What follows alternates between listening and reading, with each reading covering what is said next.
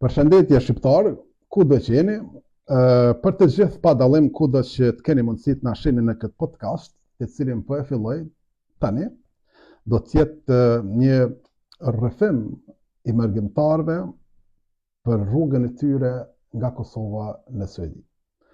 Unë zakonisht kur flas me të tjerët, i përfshi në 3 etapa këtë migrimin tonë, para luftës, gjatë luftës dhe pas luftës. Gjatë këtij rrugtimi për 18 vite, unë sa kam jetuar në Suedi, kam takuar shumë shqiptarë të ndryshëm, të cilët gjithsecili ka në një rrëfim të veçantë në vetveten e vet. Për mënyrën si ka ardhur në Suedi, si jeton dhe suksesin e tij apo të saj. Prandaj po hap këtë podcast me qëllim që ata të vinë dhe të rrëfehen këtu, të tregojnë për rrugtimin e tyre, natyrisht edhe për të tjerët të cilët kanë lindur për suksesin e tyre, në mënyrë që të flasin një të vërtetë e cila ka ndodhur në shoqërinë tonë, por për t'i motivuar edhe të tjerët që mos të dorëzohen siç ne nuk u dorëzuam, do të thotë deri në ditën e sotme. Pra është një rrëfim i mërgjimtarëve dhe sukseset e tyre në mërgat. Për gjeneratat e reja kryesisht, por pse jo edhe të gjithë mërgjimtarët, unë mendoj që kemi pas rast me bisedu me ta, kanë çka tregojnë dhe besoj që do të jenë shumë interesante. Mozafirin e parë në këtë podcast timin e kam regjisorin Vranin Ngecaj. Hajde Vranin. Përshëndetje Batir. Përshëndetje, mirë se erdhe. Mirë se u gjeta, faleminderit për ftesën. Është podcasti im, jem mosafiri i parë, jem shumë i nderuar që pata mundësinë edhe më erdhe për të filluar këtë podcast të ri, shpresoj që do të shkon ashtu siç e rekomandoj. Shumë faleminderit për ftesën, vjen mirë që jam një nga musafirët e parë. Sigurisht do të vinë edhe shumë musafirë të tjerë, kështu që shpresoj dhënë. Para se të fillojmë për temën të cilën unë kam mendjen time me zhvilluar gjatë këtij podcasti, flas shkurt pak, falenderoj publikisht tani edhe pse të kam falendëruar për Facebook të Arbreshët. Çu shkalove? Ishim të Arbreshët e Kalabris, ishim bashkë, bëm një udhëtim së bashku, takuam shumë njerëz të mirë, pam gjëra të mrekullueshme. Shumë. Unë isha atje duke xhiruar një film dokumentar për Arbreshët e Kalabris dhe xhirimet i kam pa foto xhirimet që janë, ishin me të vërtetë fantastike dhe besoj që u kënaqëm së bashku sepse kemi takuar njerëz shumë të mirë atje. Shumë, me vërtetë, edhe unë natyrisht të kam thonë që kisha ndërmend gjithmonë me shku, por nuk e deja që do të shkojmë tani bashkë. Më bë shumë qefi që ishim bashkë dhe me të vërtetë unë jam ka qenë impresionuese do të pritja e tyre, atmosfera dhe mënyrën si ata e mbajnë gjuhën, do të thotë pas këtyre viteve, pas 100 vite, do të thotë. Prandaj edhe disa publikime në Facebook i bëra, thash më rekomandova gjithë që shmangju një pushimi sepse nuk është asgjë, shkoni atje dhe vizitoni. Kjo është një gjë shumë festën e Skënderbejut. Kjo është një gjë shumë e bukur sepse ne pak a shumë nuk kemi bashkëpunuar apo nuk kemi pas bashkëpunim për shkaqe të ndryshme historike, largësia, jo vizat, jo këto, jo pastaj edhe kushtet ekonomike dhe largësia ka bërë vetën. Natyrisht. Sot ashtu sikur se kjo shkruhet atje në Facebook, duhet njoftohen njerëz, duhet ju tregojmë se ekzistojnë një pjesë e kombit ton në jugun e Italisë dhe ja vlen me vizitu ata. Patjetër. Në të vërtetë ka gjëra shumë bukura aty dhe Shumë gjëra të bukura. Ato vjeshit e tyre, kënga e tyre, gjuha e tyre. Gjitha do të thotë mënyra e pritjes, mikpritja, domethënë, unë ka fascinuar atje. Ishte një pikpritje diçka që nuk e kam has askund tjetër. Dhe ajo më ka bëu më tepër me pëlqyjat vend ata njerëz, do të thotë. Është një gjë shumë interesante që thati këto, sepse unë kur kam shkuar edhe më herët, sepse kam pas kontakte me ta edhe nga më herët, kam bërë disa filma atje, disa filma dokumentar, dhe kushdo që ka ardhur është befasuar me mikpritjen e tyre dhe me sjelljet e tyre. Është një mikpritje dhe një dashuri e sinqertë. Ashtu e shohim. Shumë e sinqertë. Dokumentari po vazhdon mirë, ngjëzimet. Po, ngjëzimet i kam kontrollu, janë gjithçka në rregull, kam filluar me montazh dhe besoj që shumë shpejt brenda 2-3 muajve filmi do të jetë gati. Suksese, uroj të shkon puna mbare mirë. Qëllimi I podcastit tim është rrethimet mërgjimtarëve. Natyrisht edhe ti je këtu gjatë edhe unë kam taku shumë mërgjimtarë që shumë prej tyre kanë histori të ndryshme. Edhe mendoj që kanë edhe nevojë me u shpreh njerëz të pas here. Pa I dramatizu gjonat, pavarësisht se ato ishin pjesërisht ashtu, por mua është qëllimi që ata të rrethehen pak në historitë tyre, në rrugtim tyre, edhe për gjeneratat e reja, por edhe për vetvete, mendoj që njeriu si njeriu ka nevojë të tillë të shprehet edhe të rrethehen para dikujt ndonjëherë. Prandaj edhe është qëllimi ky. Unë para 18 vite erdha në Suedi, ti ke ardhur më herët. Apo më tregon pak kohën kur ke ardhur para se marr në Suedi. A ishte si mendove, si morë vendimin, si u largove? Tani duke pas parasysh se fillon bisedën me Arbresh, se kanë emigruar para 535 vitesh, emigracioni të na ka qenë gjë e natyrshme, sepse ne kemi ikur për gjëra të ndryshme. Dhe jemi një popull që emigron, kemi në Argjentinë, kemi në Amerikë, në Shtetet e Bashkuara të Amerikës, se ku të duash andaj jemi ne. Në Australi, kemi në Japoni. Kështu që ne jemi një popull që emigrojnë.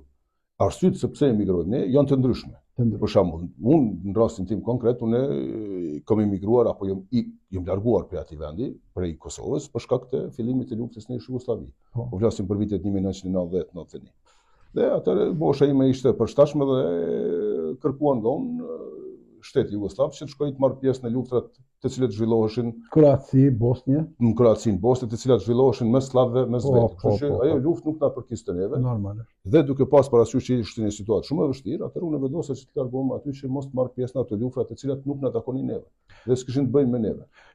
Në njëjtën kohë njëri vëlla që është në Gjermani tani ka është larguar për arsye të njëjta. A të kujtohet ato momente, domethënë, edhe pse kohë gjatë, të kujtojnë momentet? Kujtohen, si nuk më kujtohen, ka qenë një kohë shumë e vështira, ka qenë një kohë shumë e keqe, sepse Kosova ishte okupuar nga Serbia dhe ata kërkonin ushtar. Dhe ushtarët mendonin që të na rekrutonin neve shqiptarët e Kosovës, të na dërgonin neve për hesap të tyre të bëjmë atë luftën nëpër Kroaci dhe në Bosnë, dhe ne e kuptuam këtë lojë goxha shpejt.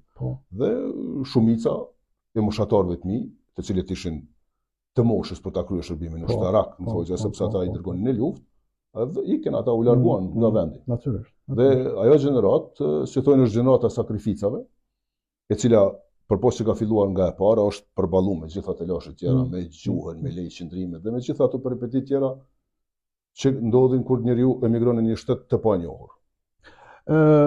Përveç personalisht për vetveten tonë e di që edhe për prind ka qenë shumë e vështirë. Por ndoshta I kanë ngushëlluar ose I ngushëlluar vetveten e vet për faktin kur e kanë ditë që për shkak të sigurisë. Tani prindrit asnjë prind nuk don ta largon fëmijën e vet nga shtëpia, por është nga shtëpia e tyre. Por pastaj ishte gjendja e tillë dhe sadopak ata ishin edhe të lumtur që I shpëtuam nga lufta, sepse lufta në Jugosllavi vitet e 90 ka qenë e tmerrshme, sepse është zhvilluar në disa fronte të ndryshme dhe ka qenë me të vërtetë e tmerrshme ka qenë.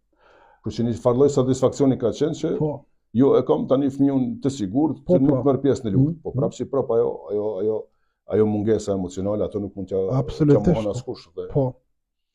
Është vërtet, sepse siguria ka qenë atëherë çështje kryesore, prandaj edhe ata e kanë pasur që nuk ka rrezitë tjetër, kështu që deshto nuk dash më pajtu. Vendi I parë që u largove? Ku ishte? Unë e pata fatin se ika në Itali, u largova. Apo thjesht ishe pa plan apo? Jo, isha në Itali se kisha familje atje, ndonjë familje se kisha dojën tim aty, kisha tezën tim aty. Dhe pastaj aty fillova, si thonë, të jetoj aty në Itali, sepse ishte pa sigurt kthimi. Po. Sepse nuk dije se kur do të mbaronin ato lufta. Pastaj ato zgjatën deri në 99-ën, pra për 9 vite. Dhe aty në fillim qëndrova në Itali 2-3 vite, dhe që thonë u kyqa me njerë në jetën e punës, sepse doja im John Koldreka është regjisor në Itali, nga viti 75, dhe aty fillova të ndihmoj nga pak, dhe mu zgjuaja ndjenja punës filmike, televizive dhe të gjëra tjera. Do të thonë nga ajo kohë, do të thotë. Edhe pse në moshë ishe kur u largova nga Kosova? Unë kam 20 vjeç isha. Okej. 20 vjeç isha.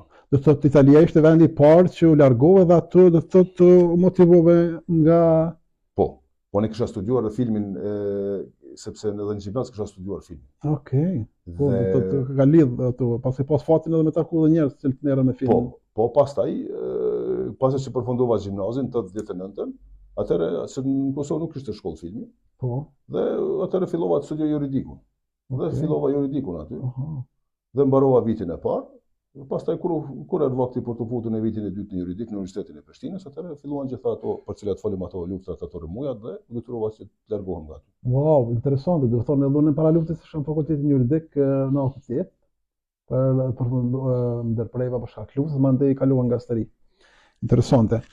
Pas Italisë, Pastaj erdha në Suedi. erdhën në Suedi, do të thotë nuk e qenë ndonjë vend tjetër. Jo, erdha në Suedi. Më pëlqej Suedia. Ishte problemi dokumenteve apo thjesht mendoje diçka tjetër për Suedin? Jo, Apo- nuk ishte puna dokumentave, isha erdha këtu Sepse ka pas probleme edhe marrja e dokumenteve, natyrisht, po gjithmonë. dokumentet kanë Fillimet kanë qenë ato. qendrimit, dokumentet kanë qenë problem. Po. Jo vetëm këtu, kanë qenë problem gjithandej, Gjithsandaj, sepse po. s'ka duan dokumentet e ish Jugosllavisë, nuk rinovoheshin ato, pastaj puna lej qendrimit dhe gjithë ato peripetit që i kemi kaluar gjithë. Po. Po unë e pata fatin dhe sepse erdha këtu i pajisur me dokumenta dhe vazhdova kështu dhe fillova më njëherë pastaj këtu jetën time. Soba gjuhën suedisht të kogja shpejt dhe kështu. Edhe u bënë ndë vite në Suedi. Po tani kam marrë këtu 93-ën, 94. A mendon se kanë shku shpejt? Po tani më varet se çfarë ka bërë njeriu, se unë kam qenë aktiv gjithkohën, kështu që me ka nesur shumë shpejt, sepse gjithkohën jo marr me aktivitete, jo marr me gjëra të ndryshme. Unë edhe kam studiuar këtu, kam mbaruar edhe shkencat e filmit dhe shkencat politike.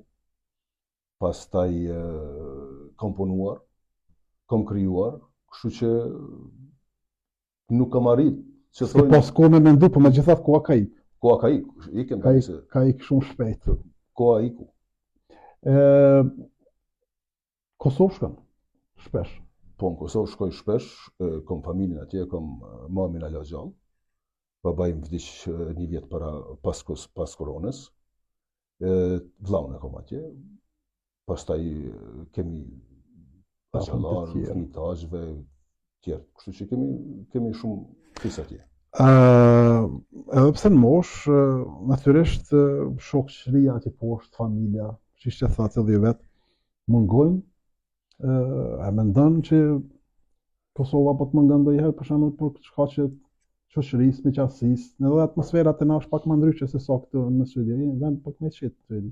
Unë jam kështu i shoh gjërat pak më teknikisht. Edhe se natyrisht emocionet nuk na mungojnë asnjëherë, por duke pas parasysh që unë jam rrit atje, jam rrit me shokë dhe shoqet atje, ato kujtesa ato nuk më zhduken, sepse ato janë pjesë e identitetit tim. Po. Por edhe atje, kur ti bën njëri 20 vjeçë, pastaj kur punësohet e kur të krijon familje, nuk është se ka kohë. ka shumë kohë që të merret tani me shoqërinë edhe me që shoqërinë. parë më herët. Kështu që edhe jeta ndryshon edhe atje edhe këtu, sepse njeriu pastaj i jep një drejtim jetës.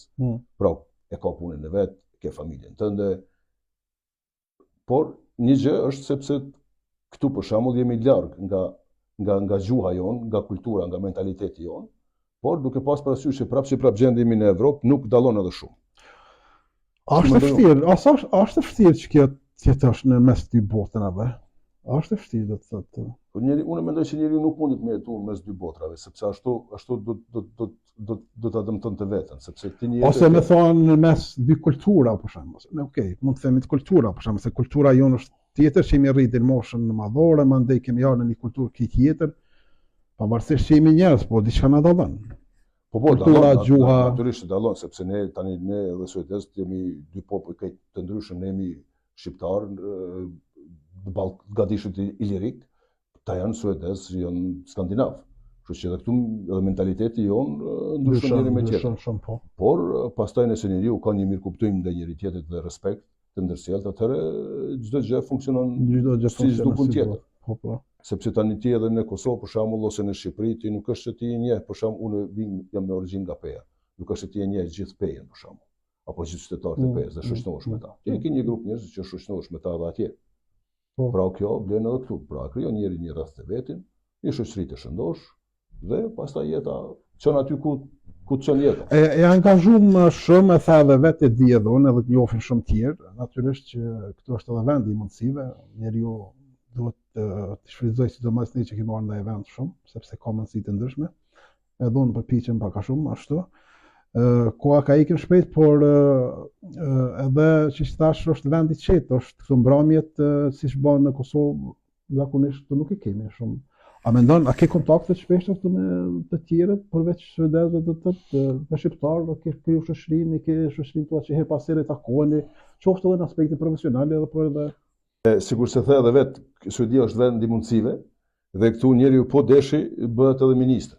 po. Pra këtu jemi gjithë të barabartë, sepse funksionon ligji, funksionon shteti dhe tani llogaritë e tij këtu ka njerëz që ushtrojnë, kanë poste shumë të larta politike Po. në Suedi.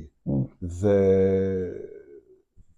lidhur me ato se kam kontakt me njerëz të cilët vinë, që kanë origjinë nga vendi im, po kam kontakt me ta, kam edhe shok këtu, që kemi qëndruar bashkë. Mundohem që të marr pjesë në gjitha aktivitetet kulturore që organizohen këtu në region, nganjëherë edhe pak më larg. Gjithmonë nëse kemi mundësi kohë, sepse këtu orari i punës është ai që është, dhe është shumë strikt. Dhe ato ahengjet e mbrëmjes që i përmendet ti më herët janë pak më të kufizuara, sepse njeriu të nesërmit duhet ngrihet në punë, shkon në punë dhe duhet ta respektojnë orarin. Kështu që na mungojnë ndoshta, po jo shpesh, sepse kur keq ka bën këtë, atëherë natyrisht e përmbush me diçka tjetër. Ajo atë her pas pastaj edhe mosha bën vetën, ajo më shumë janë gjëra për ta trit, të cilët e kanë ju interesojnë të gjëra dhe janë më të forta për ballon në mëngjes. Po thotë që kemi kaluar moshën për disa gjëra, natyrisht po. Okej, interesante kjo. Dhe familjar tjera ke jashtë, do të thotë vende tjera? Po, motrën e kam në Kroaci, po, sepse ajo u zhvendos pas luftës atje, pas luftës 1999 dhe pastaj ngelen ata atje. Edhe si të gjithë tjerët, takoheni verës? Po, verës shkojmë shpesh, lëvizim shpesh, sepse tani edhe mundësit pak më. Edhe mundësit janë zhvilluar më shumë, mundësit edhe ekonomike, po edhe avionet dhe biletat kanë filluar që të lirohen pak më shumë. Kështu që po, kemi kontakte me ta. Mirë, mirë, okej, përfundojmë këtë me që nuk do ta zgjasim shumë, tani po më intereson pak me dokumentare, si po shkon puna. Filma dokumentar që i bëj unë i përkasin çështjes kombëtare dhe bëjmë një ndërgjegje, sepse ja kam dhënë vetes për detyrë t'i zbuloj ca gjëra të cilat i jam thënë, por nuk janë dokumentuar, sepse nganjëherë ne nuk i dokumentojmë gjërat si duhet, për shkaqe të ndryshme, dhe kam realizuar një film dokumentar për Arbësht e Sicilisë para 2 viteve, tash do ta bëj me Arbësht e Kalabrisë, dhe radhën tjetër do të bëj diçka lidhur me trojet etnike shqiptare, që ka të bëjë me Shkodër dhe Pej, dhe ka të bëjë me një film dokumentar që lidhet me piktorin ton të madh kombëtar, Koli Dromeno, dhe i cili e ka pikturuar pikturën e motrës tone, e cila konsiderohet Mona Lisa shqiptare, dhe pasardhësve të saj të cilët degëzojnë derën e Pej. Kështu që ky është projekti i radhës. Ke bërë edhe një dokumentar për Driton Kukën. Është si u prit, si trajneri jon, i cili na ka zbardhur. Mendoj që ke bënë një punë shumë të mirë për atë njerëz. Faleminderit. Vërtet është një Driton Kuka është trajneri judos. Po. Dhe i cili me sportistët e tij, me judistat e tij, ka fituar 5 medaje olimpike. Dhe na bën krenar gjithandej në botë, ka ngritur flamurin e Kosovës në lojra olimpike, vendin e parë. Dhe kam bërë një film dokumentar me të, për jetën e tij, për karrierën e tij, dhe kemi zbuluar gjëra shumë të bukura dhe i kanë pëlqyer publikut shumë. Mirë. Tani dokumentarin që ishim në Arbëri, ato je duke punuar dhe shpresoj të realizosh sigurisht shpejt. Po, ai brenda 2-3 muajve do të përfundon. Atëherë, sigurisht që na mund të kemë edhe shumë çka flasim, por me që kohën e kemi të limituar, unë të falenderoj që ishe pjesë e podcastit tim. Është kënaqësi për mua që fillova me ju edhe po shpresoj që do të shkon marrë sepse zakonisht i fatit edhe i suksesit. Të falenderit shumë edhe të uroj shëndet, sport edhe mandej dhe suksese në ato punët tua të cilat i ke. Shumë faleminderit për gjitha këto fjalë. Unë të dëshiroj sukses dhe besoj që është një podcast shumë i qelluar, sepse me të vërtet njerëzit kanë nevojë që ta tregojnë historinë e tyre, sepse çdo njeri ka historinë e vet individuale dhe unë mendoj që duhet ta tregojmë. Pse mos ta tregojmë? Po, pra. Ti të tregojmë opinionit kush jemi, çfarë kemi përjetuar dhe na bën mirë të gjithëve. Edhe unë mendoj ashtu. Atëherë, shikues të nderuar, faleminderit, ishte Vrani Ngeca, pra mysafiri i parë i podcastit. Atëherë ju uroj të shqetësim të këndshëm dhe shëndet të gjitha. Mirupafshim.